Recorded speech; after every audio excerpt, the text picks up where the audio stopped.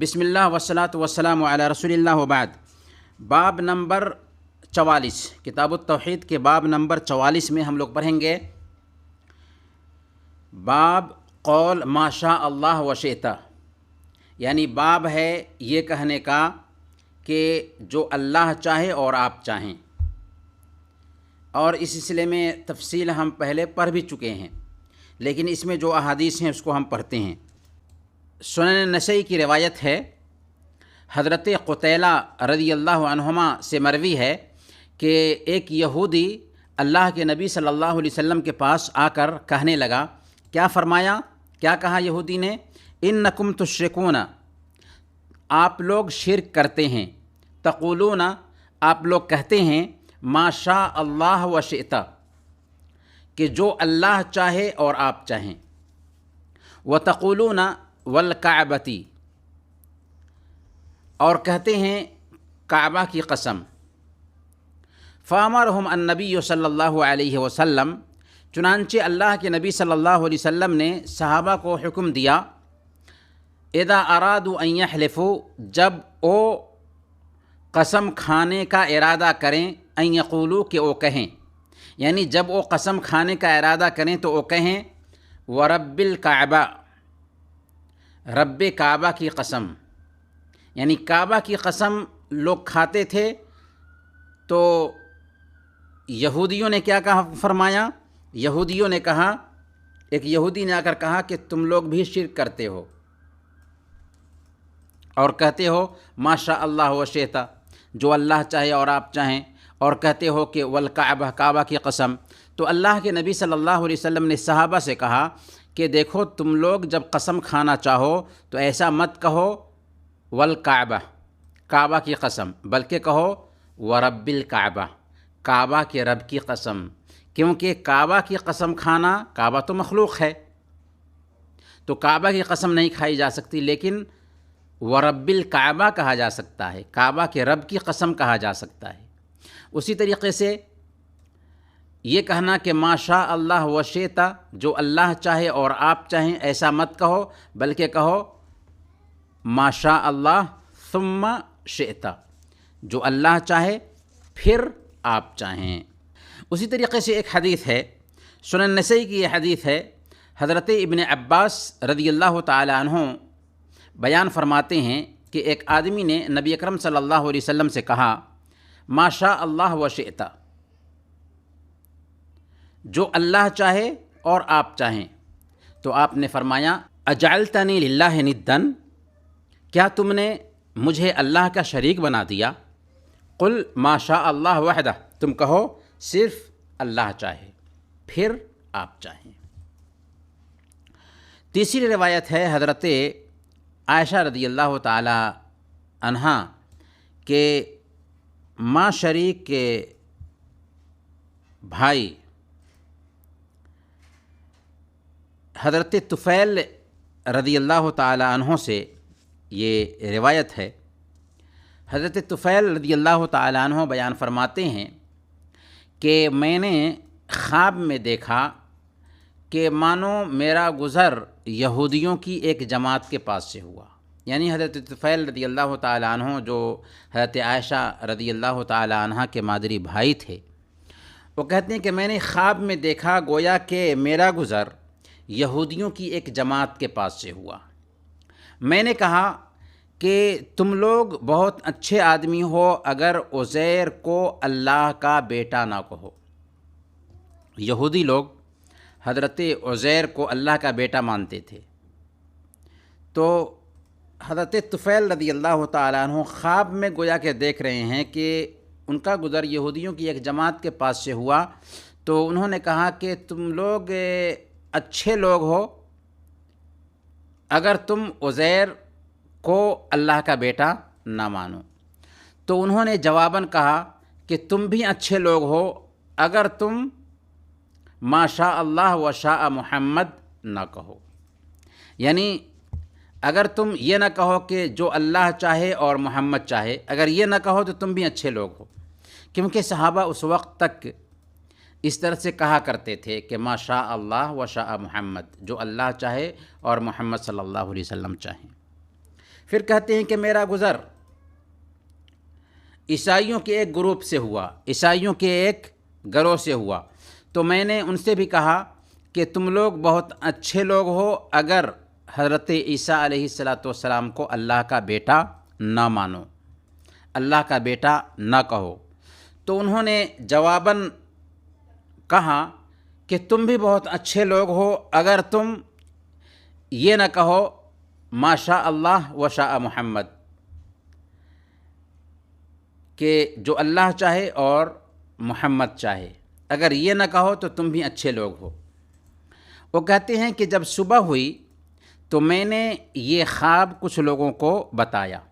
کون کہتے ہیں؟ طفیل رضی اللہ تعالیٰ عنہ کہتے ہیں کہ جب صبح ہوئی تو چونکہ میں نے خواب میں دیکھا تھا کہ یہودیوں کے پاس سے میرا گزر ہوا، اور میں نے ان سے کہا کہ تم لوگ بہت اچھے لوگ ہو اگر عزیر علیہ السلام کو اللہ کا بیٹا نہ مانو، تو انہوں نے کہا کہ تم لوگ بھی اچھے لوگ ہو اگر محمد صلی اللہ علیہ وسلم کے بارے میں یہ نہ کہو کہ ما شاء اللہ و شاء محمد۔ پھر میرا گزر عیسائیوں کے پاس سے ہوا اور میں نے ان سے کہا کہ تم لوگ بہت اچھے ہو اگر تم عیسیٰ علیہ السلام کو اللہ کا بیٹا نہ مانو، تو انہوں نے بھی کہا کہ تم لوگ بھی بہت اچھے ہو اگر محمد صلی اللہ علیہ وسلم کے بارے میں یہ نہ کہو کہ ما شاء اللہ و شاء محمد۔ جب صبح ہوئی تو میں نے یہ خواب کچھ لوگوں سے بیان کیا، پھر اللہ کے نبی صلی اللہ علیہ وسلم کی خدمت میں آیا، یعنی اللہ کے نبی صلی اللہ علیہ وسلم کے پاس آیا اور ان سے اس خواب کا ذکر کیا، تو آپ صلی اللہ علیہ وسلم نے فرمایا کہ تم نے یہ خواب کسی کو بتایا تو نہیں ہے؟ یعنی اے طفیل، یہ خواب جو تم نے رات میں دیکھا ہے، کیا تم نے یہ خواب دوسروں کو بتایا بھی ہے؟ وہ کہتے ہیں کہ میں نے کہا کہ ہاں، میں نے دوسروں کو بھی بتایا ہے۔ آپ صلی اللہ علیہ وسلم خطبہ دینے کے لیے کھڑے ہوئے، اللہ کی حمد و ثنا بیان کی، اور اس کے بعد فرمایا کہ طفیل نے خواب دیکھا ہے اور اس نے بعض کو کچھ لوگوں کو اس کے بارے میں بتایا بھی ہے۔ تم ایک جملہ کہا کرتے ہو، تمہیں اس جملہ سے، اس شبد سے روکنے میں میرے لیے فنا فنا چیز رکاوٹ تھی۔ تم ما شاء اللہ و شاء محمد نہ کہا کرو بلکہ صرف ما شاء اللہ کہا کرو۔ کیا رکاوٹ تھی اللہ کے نبی صلی اللہ علیہ وسلم کے پاس یہ سن کر کے کہ ما شاء اللہ و شاء محمد؟ کیونکہ صحابہ کرام جب کہتے تھے ما شاء اللہ و شاء محمد تو ان کی نیت شرک کی نہیں ہوتی تھی۔ اگر اللہ چاہے اور محمد صلی اللہ علیہ وسلم چاہیں تو ان کی نیت شرک کی نہیں ہوتی تھی۔ اس کے باوجود بھی اللہ کے نبی صلی اللہ علیہ وسلم نے یہ کہنے سے منع کر دیا۔ کیا کہہ سکتے ہیں؟ صرف یہ کہیں گے کہ جو اللہ چاہے، یا کہنا ہی ہے تو کیا کہیں گے؟ جو اللہ چاہے پھر آپ چاہیں۔ اور اس سلسلے میں 3 حدیثیں اس باب میں ہمارے سامنے میں گزریں۔ اچھا، اس باب کی جو حدیث ہے اس میں سب سے پہلا فائدہ کیا ہمیں سمجھ میں آتا ہے؟ سب سے پہلا فائدہ یہ سمجھ میں آتا ہے کہ حق بات کو اپنا لینا چاہیے، اگرچہ کسی کافر اور فاسق کی طرف سے کیوں نہ آئے۔ یہودیوں نے یہ بات کہی تھی کہ تم لوگ ما شاء اللہ و شیتا کہتے ہو، اس میں بھی تم شرک کرتے ہو۔ تو اس نے واقعی ایک نقطہ چھیڑا تھا، اور وہ بات صحیح ہی تھی، اگرچہ صحابہ کرام شرک مراد نہیں لے رہے تھے، لیکن شرک کا مفہوم آ جا رہا تھا، تو اللہ کے نبی صلی اللہ علیہ وسلم نے اس بات سے منع کیا اور کہا کہ ایسا مت کہا کرو اگر اللہ چاہے اور آپ چاہیں، بلکہ کہنا کیا ہے؟ اگر اللہ چاہے پھر آپ چاہیں، یا کیا کہیں گے؟ اگر اللہ چاہے، صرف اگر اللہ چاہے۔ تو اس سے یہ سبق ملتا ہے کہ اگر کوئی فاسق و فاجر بھی حق بات بیان کر رہا ہے تو اس کو اپنایا جا سکتا ہے۔ دوسرا سبق اس سے یہ ملتا ہے کہ جو لوگ اپنے نفس کا غلام ہوتے ہیں، وہ لوگ ہلکے کام کو بھی غلط سمجھتے ہیں، حالانکہ اس سے وہ سخت کام کر رہے ہوتے ہیں۔ وہ کیسے؟ یہودی جو عزیر علیہ السلام کو اللہ کا بیٹا مانتے تھے، اور عیسائی جو حضرت عیسیٰ علیہ السلام کو اللہ کا بیٹا مانتے تھے، تو خود اللہ کا بیٹا مان رہے ہیں انسان کو اور اعتراض کر رہے ہیں صحابہ پہ کہ تم لوگ شرک کرتے ہو۔ تو اپنی بڑی غلطی کو نہیں دیکھتے اور معمولی غلطی پہ دھیان جاتا ہے۔ اب آپ غور کیجئے کہ اللہ کے نبی صلی اللہ علیہ وسلم کے سامنے میں کوئی آدمی کہتا ہے اگر اللہ چاہے اور آپ چاہیں، اور آپ اس کو بہتر نہیں سمجھتے ہیں اور کہتے ہیں کہ تم نے اللہ کے ساتھ مجھے شریک ٹھہرایا، تو اس کا کیا حال ہوگا جو یہ کہتا ہو ما لی من الوذ بہ سواک۔ شیخ محمد بن عبد الوہاب رحمۃ اللہ علیہ یہ لفظ ذکر کر کے اصل میں اشارہ کر رہے ہیں قصیدۃ البردہ کی طرف۔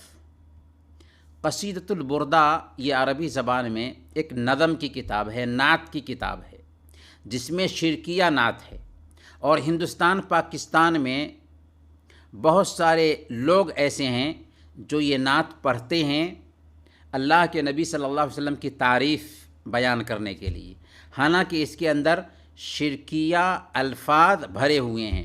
تو شیخ محمد بن عبد الوہاب فرما رہے ہیں کہ جب اللہ کے نبی صلی اللہ علیہ وسلم ایک آدمی کو منع کرتے ہیں یہ کہنے سے کہ جو اللہ چاہے اور آپ چاہیں، اور کہتے ہیں کہ تو نے مجھے اللہ کے ساتھ شریک ٹھہرایا، تو جو آدمی یہ عقیدہ رکھتا ہو یا یہ پڑھتا ہو ما لی من الوذ بہ سواک، کہ یا رسول اللہ آپ کے سوا کوئی ایسا نہیں جس کی میں پناہ حاصل کروں، اس کے مشرک ہونے میں کیا شک ہے۔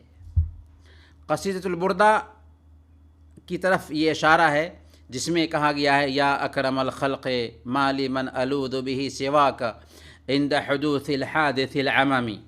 تو آپ یہ یاد رکھیے کہ قصیدۃ البردہ نام کا جو قصیدہ ہے اس میں شرک بھرا ہوا ہے، اس لیے اس طرح کے قصیدے پڑھنا جائز نہیں ہوگا۔ وصلی اللہ علی نبینا محمد وعلی آلہ وصحبہ اجمعین۔